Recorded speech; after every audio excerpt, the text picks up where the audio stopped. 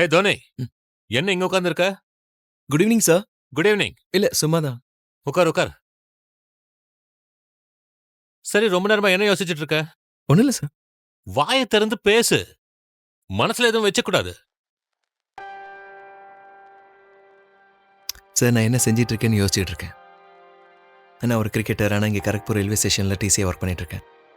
Sir நான் அந்த வேலையை குறை சொல்கிறேன், நீங்கள் தப்பாக நினைக்க வேண்டாம். ஆனால் இங்கேருந்து நான் எப்படி முன்னேறி போகிறதுன்னு தான் எனக்கு தெரியல சார். தினமும் என் லைஃப்பில் என்ன நடக்குதுன்னு எனக்கு மட்டும்தான் தெரியும். வாழ்க்கை இப்படியே போயிடுமா சார்? அப்பப்போ எல்லாத்தையும் விட்டுட்டு திரும்ப போயிடலாமான்னு கூட யோசிக்க தோணுது. ஆனால் அப்பாவோட முகம் என் கண்ணு முன்னாடி வருது. தினம் ராத்திரி நான் குவார்ட்டர்ஸ்க்கு திரும்பி போகும்போது மேட்ச்சில் அவுட் ஆகி திரும்ப பெவிலியனுக்கு போகிற மாதிரி இருக்கு. நான் விளையாடாமலே தோத்து போயிட்டு இருக்கேன் சார். வாய்ப்புக்காக காத்திருக்கிற கொடுமை என்ன மாதிரி ஆளுக்கு தான் தெரியும் சார்.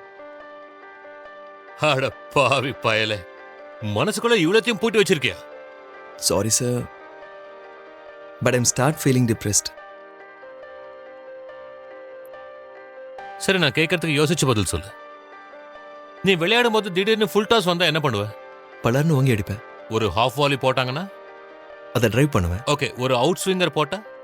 வெல் லெஃப்ட் பண்ணிடுவேன். ஒரு நல்ல இன் ஸ்விங்கர் போட்டா? டிஃபெண்ட் பண்ணுவேன். ஒருவேளை அன்பிளேபிள் லெவல்ல உனக்கு ஒரு பவுன்சர் போட்டா அப்ப என்ன பண்ணுவ? குனிஞ்சுக்குவேன். அவ்வளவுதான். அதான்ப்பா லைஃப். உனக்கு எந்த பிரச்சனை வந்தாலும் அது ஒரு பவுன்சரா பாரு. உடனே அதுல இருந்து ஒதுங்கிடு. இதுல யோசிக்கிறதுக்கு என்ன இருக்கு? லைஃப்லயும் எல்லா பால் அடிக்கிற மாதிரி வராது. பாலுக்கு ஏத்த மாதிரி ரியாக்ட் பண்ண கத்துக்க. The scoreboard will keep moving. Sir